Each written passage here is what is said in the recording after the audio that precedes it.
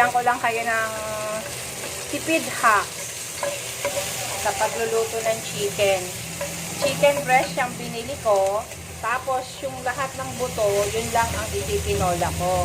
And then, yung laman ay chicken fillet ko. Kasi yun ang gusto nila. Ayaw naman nila ng laman. So, yung mga buto lang, tapos sasabawan, ito chicken fillet.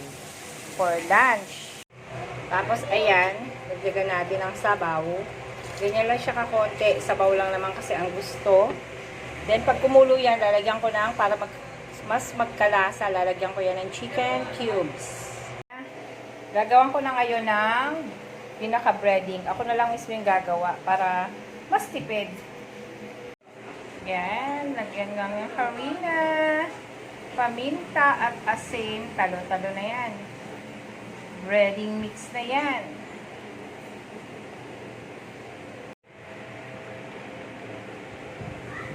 May DIY. Chicken breading.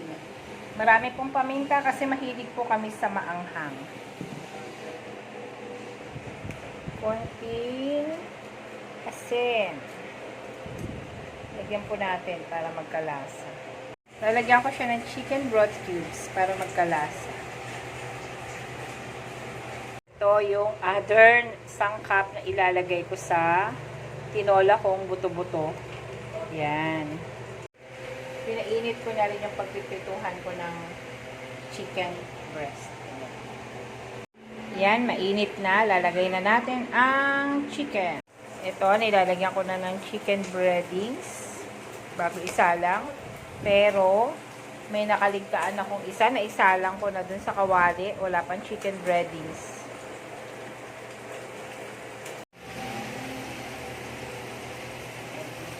Ayan, nakasalang na ang aking chicken breast, chicken fillet. And ito naman yung tinola.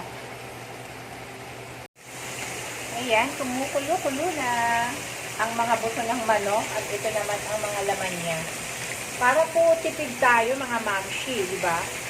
Yan, yung total, kung hindi naman mahilig masyado sa laman na tinola, katulad ng mga junakis ko, kunin na lang natin yung buto, tapos iprito natin yung laman.